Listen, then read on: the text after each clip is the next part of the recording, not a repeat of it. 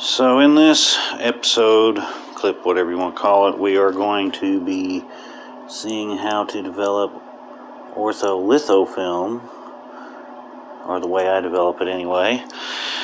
And all you need is ortho litho film. This is 100 sheets. I think it's like $30 for 100 sheets of this stuff. Cut 4 4x5 cameras. You will need Codefix solution, although you could probably use just anything. I use a hardening fixer to try to help the emulsion stay intact. The stop bath is plain white vinegar, 50-50 of that. Nothing special there. It's debatable whether or not you even need that. And then the magic is the Deckdoll paper developer, which you have to mix that up. I'm not going to make a video of that, but you mix that into a stock solution, and then I use a 1 or a 10 what do you call it, 10 to, I'll go over it more here in a minute. But that's all I do, that's all I use for this, and we'll get right to it and see what everything looks like. So the first thing you got to do is mix up your developer. This is just plain Deckdoll. Mix it as it recommends, and that's what I have in this jug here. So you're going to take stock solution that you've made from the bag, or however you buy it, and we're going to get 100 milliliters of stock solution, and then fill it to the top to 1,000 milliliters with regular water. So, and this can be give or take. I've read that you can go all the way up to 30 milliliters, or I'm sorry, 30-1 concentration. But we're just doing a 10-1. It seems to work good for me. So there's about 100 milliliters, and then all the way up to 1,000.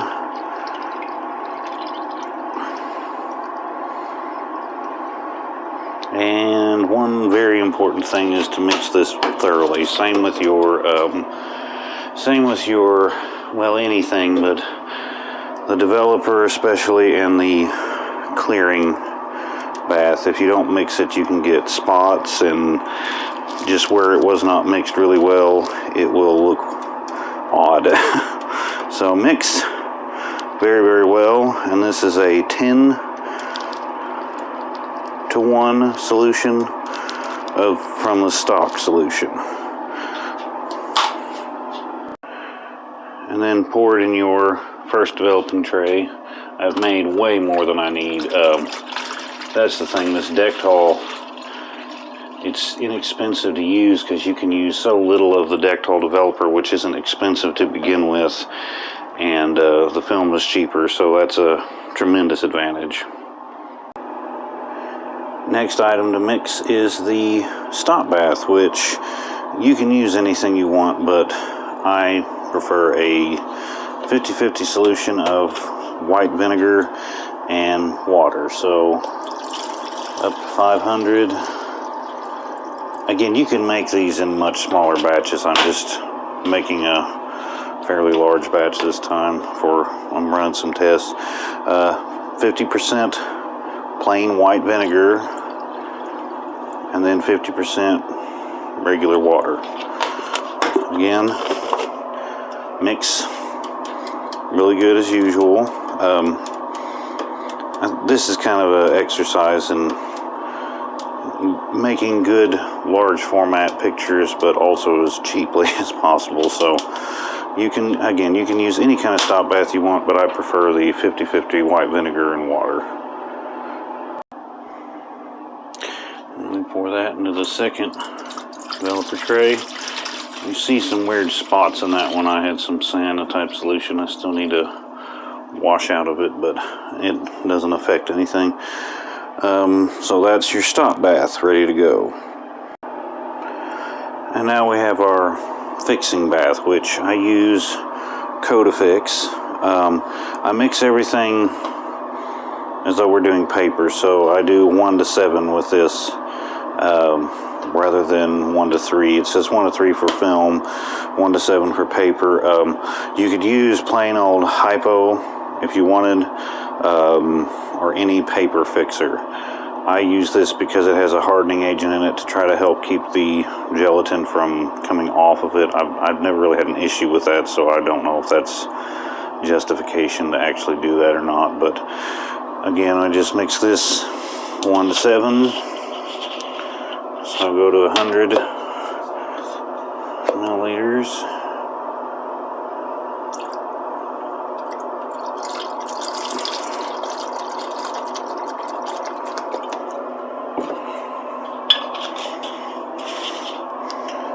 And then we'll go up to 700 milliliters.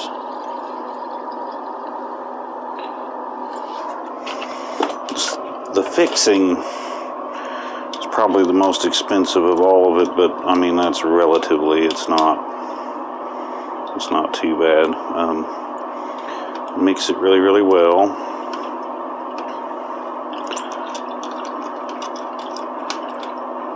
Just like everything else, and we'll put it in our tray.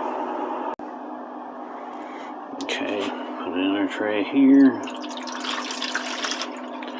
And then there's one final thing, not really any mixing required, but very important. You can use any kind of water you want with the first bit as far as I'm concerned, but for me anyway, I have to finish it up, rinse it in distilled water, because the water here is so hard. There's so much calcium in it, it'll leave spots and just ruin everything. So the final bath is just plain distilled water. Okay, the next thing I'm going to show you is how to put film in the holder. I mean, you may already know how to do that, but this is just a quick review, if you'll be able to see it. I got just the red lights on now, safe lights, which by the way, my safe lights are just deep red LEDs and they work just as fine. Let's see if we can do this.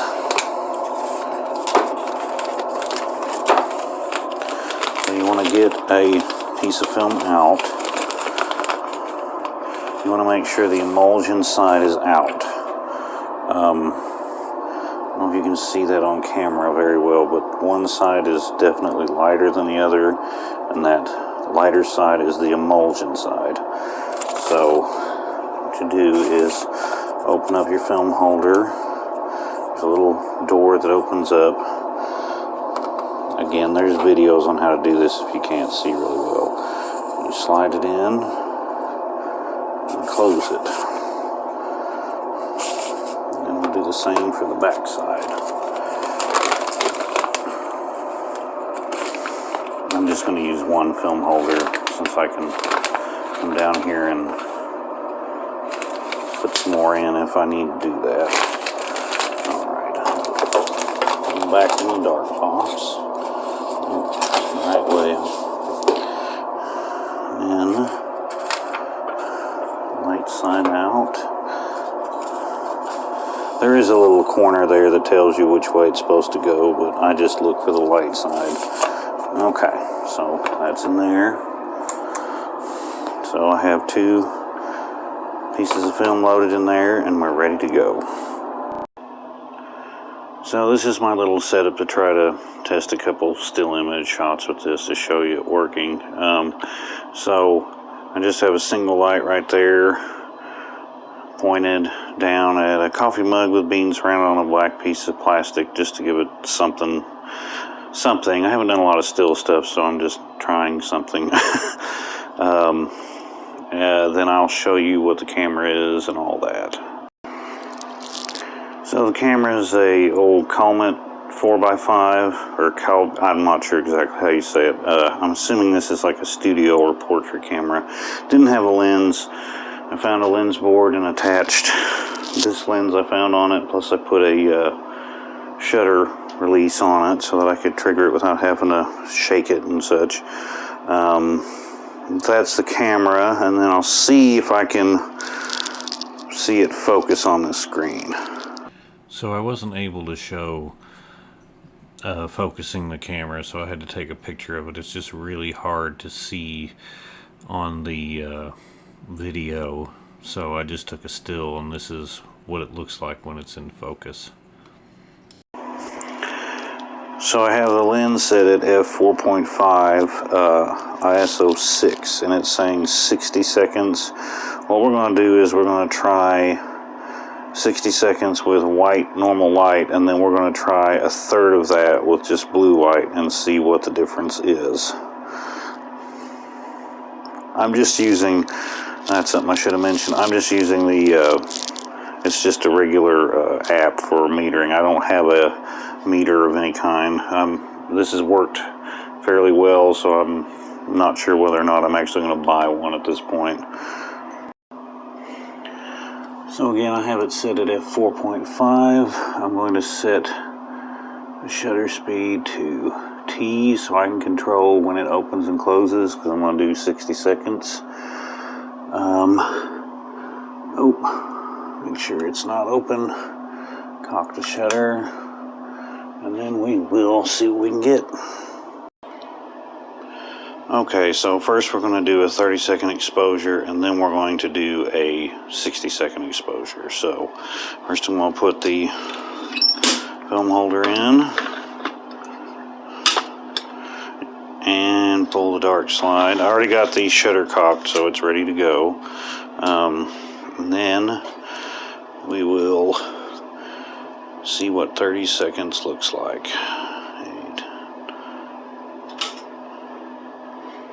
I'm kind of using the camera's time on this clip to see where 30 seconds is.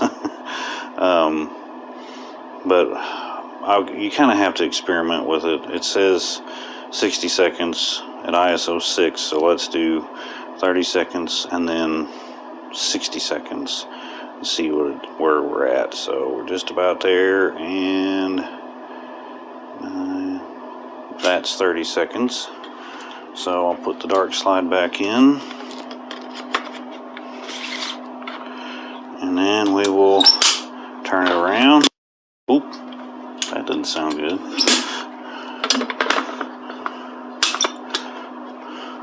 Cock the shutter. Now, hold the dark slide, and then let's see. Okay. Again, I'm using the film or the clip to see where I'm at, so you're going to have to play around with that. I said ISO 6 works best for me. It really depends on the situation, so we'll see. After we develop these, we'll try just blue light. That should reduce it tremendously, and then we'll go from there. And I'll do some, I mean, like outdoor during the day, it doesn't, there's no problem, but you know, different setting, it can be a problem. So I'm working on some tools to help fix that. Okay, just about there, and that's it.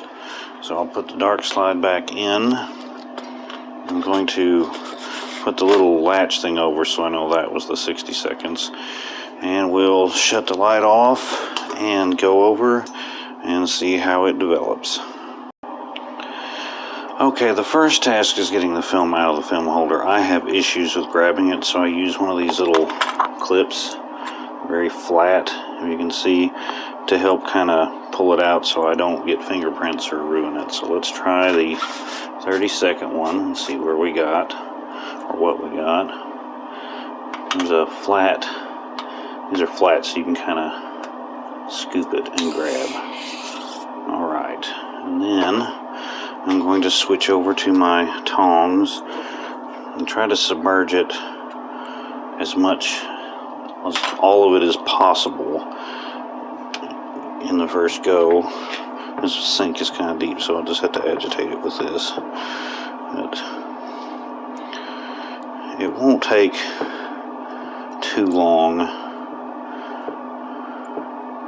Usually takes just a couple minutes, but we'll see if anything shows up here. This is the 30 seconds, so this is half the camera light meter recommended. I'm seeing very, very faint something. Nope, it's coming up.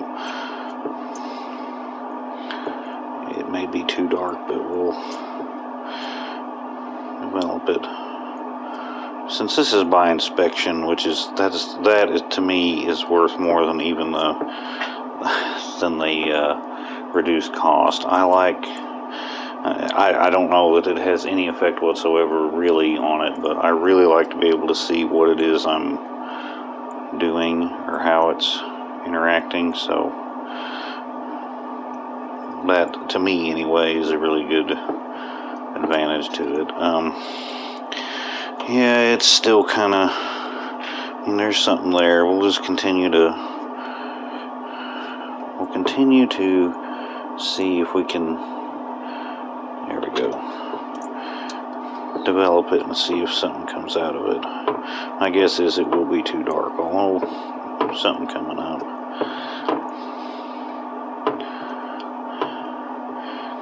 From what I'm heard, and I haven't really tested this stuff has very low reciprocity failure because of, just because of the nature to it. It's kind of like paper, but I can't swear to that. I haven't tested it. Okay, we got something coming up. It's gonna be dark, but that's not necessarily a bad thing. I really do like dark and high contrast pictures, so we'll see. It's still, I don't know, we'll see. 60 seconds might have been better, but we'll keep developing this and see what happens. Again, that's the nice thing about this development by inspection. Okay, maybe you did screw up and not get the right ISO or the amount of time, especially on these old cameras. I can't tell you, with the me just holding the shutter down, I can tell you whether or not I had it on for a certain amount of time. But like the high speeds, I can build a thing to show me whether or not it's working, but then you never know if it's working the same from time to time. So I don't think exact numbers are going to work in your favor on older equipment, which is fine. This gives you plenty of leeway on that. Wow, that's actually coming out better than I expected. Huh. So 30 seconds as opposed to 60 seconds. Again, I've been developing it a little more than normal, but okay. I'll put her in the stop bath and see what we get. There's just something cool about getting to watch it, how it actually works too. Like, yes, the tank development, I still like doing that with 35mm film and all that, but this large format, the resolution on it is just, I don't have words for how good it is, and B, with this type of film, you can see what it is you're doing. Alright, put it in here. This is kind of interesting because you can see, as it clears it, you can see the film become more transparent as it's washing off the unused or undeveloped halides. I'm just kind of talking for the sake of talking so you can see what's going on. As soon as this is about cleared where I think it should be alright, we'll turn the light on and put it in the rinse water. I'm wanting to make a table that agitates automatically so I can kind of, if I want to do a batch of pictures, like or enlargements, I guess it would be good. Just a little table that kind of slowly, gently agitates back and forth, and I can just put all my trays on it and just let it go, you know, then all I have to do is like kind of remember where each one is and to go from there. I think that's probably close. It ought to be alright. I can see through it pretty good, so we'll turn the light on and see where we're at. Let me get the camera up where I can see what I'm doing here. Alright, there we go. I can't tell if we're in focus when I'm doing the red light. So rinse that off. I'm going to put it in there to rinse, but as you can see, it's actually not as bad as I thought. Okay, that's good. So we will put that in the rinse water. I'm going to turn the light back off, and then we are going to see what was on the 60-second. Now, I would guess that there might be some more highlights. Maybe, maybe not, but we probably won't develop it as long. So let me shut this off. I gotta turn this back down to where it doesn't, the back of the phone doesn't expose the, there we go. Okay, so pull the dark slide.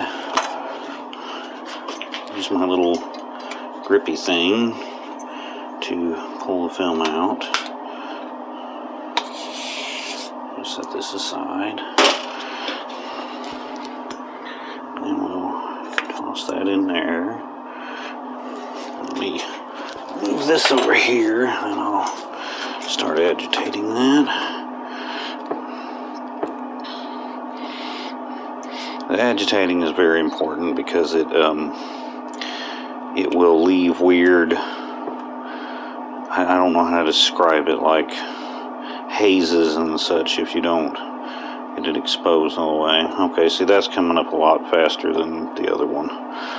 But we'll see. It either means that we have more highlights or don't, or it just took longer to develop. I mean, again, that's kind of the cool thing. You have a lot of different things you can do. You have more control over it. Like I can push or pull 35mm film, but I can't see what happens till after it's done. With this, if it starts to look like it's getting way too dark, I can quickly put it in the stop bath and go from there, where if it's 35mm film, it's just done. Whatever I did, it's done. Let's see. I don't know, 60 seconds. We won't know till I've got to dry. And then we'll put them on a little light table, and I'll take a couple pictures, and we'll see what they look like. Let's see, this is making my hand tired. That's, again, eventually I want to make some kind of a moving platform for it. I don't know. This picture definitely is a little bit different with longer exposure, but we'll see.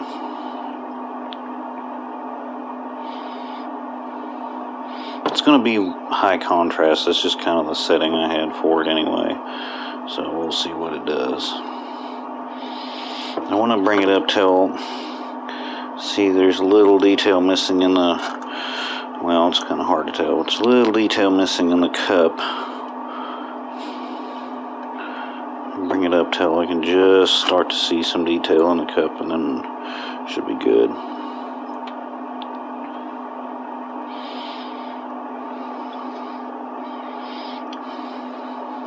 I don't know, might actually get a lower contrast with less. It's hard to say. I'm speculating, and I haven't actually seen the final results yet, so we'll just have to see. Again, you could do this with 35. You can stick a chunk of this in a 35mm camera, a medium format, any camera, a pinhole, whatever. Which is why I like it. And honestly, I'm going to do some tests with 35mm, because what I really like to do is like really large enlargements. But if you do that, you almost have to have a large format camera because it looks really grainy, even with good film. I think that is probably good. And we will put it in here for just a little bit. And then let's see what we got. I know this is slow and boring, and most other people would probably just do a skip through, but this gives me the opportunity to talk about other ideas and thoughts that are running through my head. Okay, so we will clear this and rinse it, and then I will hang them up to dry, and we will see what we got. And I'm going to, before I actually do a comparison of these two, I'm going to do another two. We're going to do just as kind of a theory. I don't know how close I'll be at actually being there, but just as a theory, we're going to try blue light, see what the light meter says, and go with a third of the time. And that will kind of give us, because again, the camera's got an RGB sensor, and that's what it's basing its exposure on, but this is fully sensitive to blue light, so theoretically blue light counts for 3 times or more amount of light than just white light, so we'll see. And I'll go ahead and turn the light on. I think it's clear enough. Okay, I might want to let it roll in there a little bit more, but it's good enough for this test. Let's see my camera.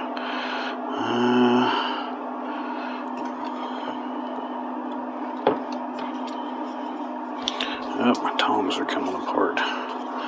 So it's clear. Just go in here and let it rinse for a little bit, and then we will hang them up to dry and see what it looks like. Well, we'll see what it looks like after I do the next test. Oh, okay, so way too early to tell, but left is 30 seconds, right is 60 seconds. We're just going to let those sit there and dry, and I'm going to load up the film holder with 2 more sheets, and we're going to see what blue light does. Okay, I got the film holder loaded and ready to go. I already got the shutter cocked. We're still saying 60 seconds, but let me switch to just blue light and see what we got. It's saying 4 minutes. Here's what we're going to do. We're going to try, I know that's not near as much light as we had before, but we are going to try 30 seconds again and 60 seconds again with just blue light, even though it's a lot less of it, and we'll see what it does. So let me pull dark slide out, and we'll try 60 seconds and see what that does. If I can get my shutter release. Here we go. Okay, so we're going to try 30 seconds. Now this light, that's a fourth of the LEDs on the blue light, okay? And this will show us just how much more sensitive it is to blue light. So it said 2 minutes plus, and we're doing 30 seconds with blue light. So it's still f4.5. So let's see, we're just about at 30 seconds. Okay, that's 30 seconds. So I'm going to put the dark slide back in. Now, again, you might be like, well, that's still a lot of time. Well, it is, but the light meter said 2 minutes. So this is just kind of to show you what you can do with this film if you know how to manipulate it. Okay, so I'll pull the dark slide and do 60 seconds. This is just blue LED light coming from, I have a cheap RGB W LED I got from Amazon. There's nothing special about it. Let's see here. So, again, blue light, a lot less of it. So what that should tell you is, if you use a lot more blue light, you're going to get a faster speed with it, because that's what it's sensitive to. It may look really strange, you know, to the naked eye, but it actually means something to this film. So, just about there, and we'll see what 30 and 60 seconds does with the blue, and we're right there. Okay, now we're going to go put the dark slide in, take it over, and see what it looks like when we develop it. Okay, let's pull it out of the film holder and see what we got. Again, this is 30 seconds. I'll do the 30 second first and just see what it looks like.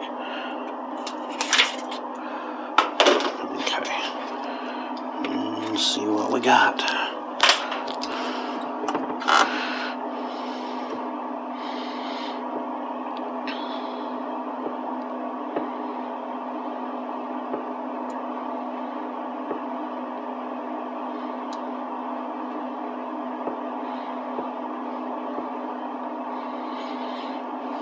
Once again, the light meter said, if I recall correctly, it said 2 minutes 30 seconds, and we're doing it at way less than a quarter of the time it said. And I already see an image popping up. That's even faster than with the white light, so that's impressive. But that's the whole point of what I'm trying to make with this video, is this film. I heard a lot of people say that it's finicky. I found a few forums that talk about it. But I think if you know what you're doing, and you know its limitations and how to not necessarily get around them, but manipulate them and use them to your advantage, that you can actually have a really nice looking film that does not cost that much. And I'll be honest with you, I like the high contrast. You can lower the contrast. One thing I've read was do a 30-to-1 instead of a 10-to-1 on the developer. And again, I have not tried that personally, but that's supposed to reduce the contrast. Also, you can use pre-flashing. I have never done pre-flashing. I might try it. But again, I like the high contrast look.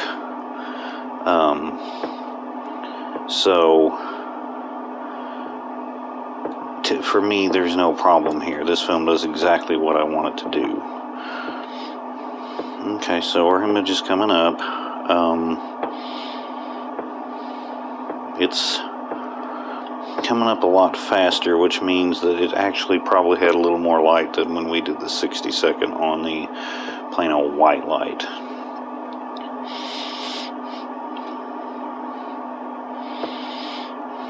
So I'm going to just keep developing until we get it to roughly what the other two look like. I'm trying to get them all as close to the same as possible. And then we'll try the 60 second one and see what happens. Also, the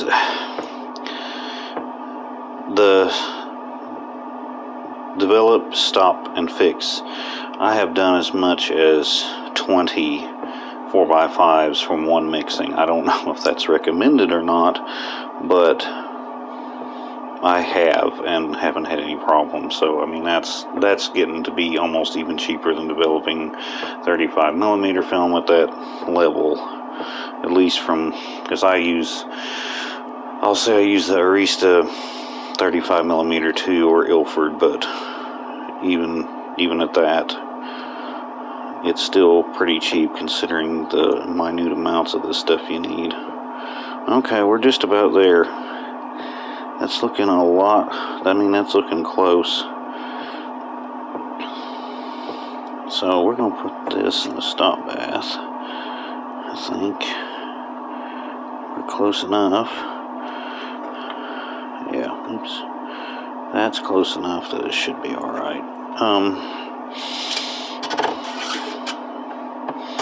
This is just to stop the development, and you could probably just use water. I'm just using it to give me a little more control over the whole process. I would say that for sure, if you eliminate the stop bath, you still need the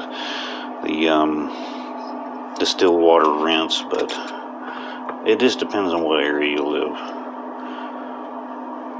Our area is just really bad with calcium. Everything comes from wells, so it's all dissolved limestone calcium in there. So, the idea I have, and I still haven't finished every bit of it, is if you want to do a portrait of somebody, which I would think would be the biggest issue for this film, is a portrait. You need a flash or really bright lights. Well, a couple of 100-watt royal blue LEDs, they don't have to be royal blue, but blue, royal blue, or probably even green, will get what you need. Also, it kind of helps you with the composition, because when you only have one color of light, when it's very monochromatic, you can kind of see the black and white composition yourself when you can only see one color channel. Where if you're seeing full color and you're shooting for black and white, it may be difficult to see exactly. Just with black and white, it's mainly shadows and such. I mean, that's not awful, but that's a big portion of what it is you're getting with it. I think we're just about there. I'll go ahead and turn the light on and see what we got. You also notice that this water turns browner the more you use it, and it's in red so you can't see it. Of course, I'm out. But this water kind of turns pink the more you use it. And when it turns like really pink, then I'd say you probably exhausted it. Okay, so that's in there. Let me shut the light back off and pull our 60-second blue exposure out and see what we get. Again, if I used a really bright 100-watt blue LED, then it would be way less time, and that's the point we're trying to figure out here, and that'll be a video I'm going to have to make. So here's 60-second blue light. And you're willing to bet, even though it's supposed to be 2.5 minutes, and our developer is probably exhausting slowly, doesn't exactly exhaust all the way, it just works less, so you have to put it in longer. Yep, see, it's already coming up. 60 seconds blue light only is making quite a difference. Okay, that might be another point to make here, is if you're going to keep using this for 10 plus pictures, you're going to have to keep in mind that you need to develop them longer as the further you go, because of the developer exhausting.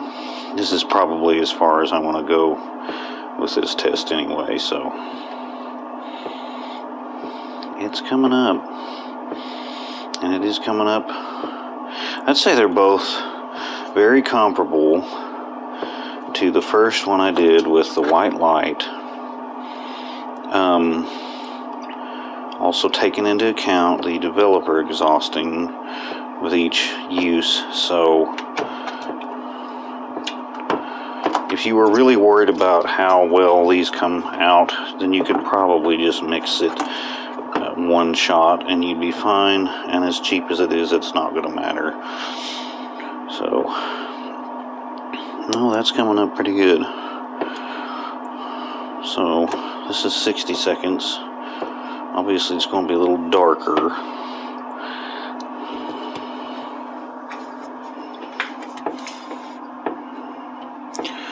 It's almost there. And I apologize, this is going to be a long video since I'm not skipping through all this, but you kind of have to see what's going on. So what I'm looking for is where I can see the shadow of the coffee mug distinctly from all of the background. As soon as that's fairly visible,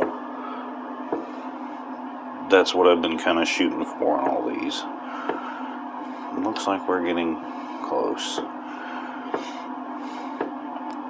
So I guess I'm going to put together some blue light experiments, and that'll be hopefully my next video is, can we make a blue flash? The thing I'm trying to build is a 200 watt flash. Now, I'm trying to make it to where it's still compact, because you need the power to go through them, but you don't need them to be on very long. So that's kind of what I'm trying to work on, something that's compact and will flash.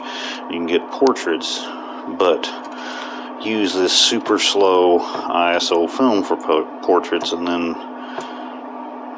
well, I mean, you could technically do that outside, but if you wanted to do a, still life or portrait and you didn't want to wait forever, this would be I guess it'd be kind of difficult to get a subject to sit for 60 seconds, and that's why I'm trying to make the flash. So we will get this done, and then I will let them dry, and we will compare them and see where we're at. So these are the final images of the test. This first one is the 30-second white light, and it's okay. It's a nice high contrast picture. Because it's at 4.5, f4.5, and it's a large format camera, it has a very shallow depth of field, so that's why you see not a lot in focus just beyond the mug. So the next one is the 60-second white light. It has a lot less contrast, but it has a lot more detail, I noticed. So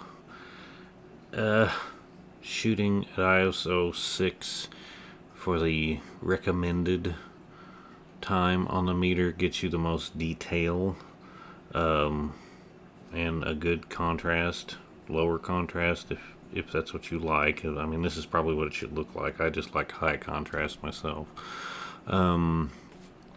The next one is the 30-second blue. It's a bit dark. It's high contrast, but it's just a bit dark. It's not terrible. The last one, this is the 60-second blue, and there's not a lot of difference. I'm kind of wondering if, because of the blue light, it just has high contrast, and that maybe you just want more white light, or it actually may have the same type of contrast control as paper, so greener light makes it lower contrast and bluer makes it higher contrast. That's something you might have to play with. So maybe the perfect LED flash is cyan. I don't know. It's something I'd have to try out and see. But that's the results, and the next video will probably play around with some flashes, or not flashes, but light sources and possible flashes specifically for this film to speed it up for, say, a portrait. But that's all I got for now, and I will see you all in the next one.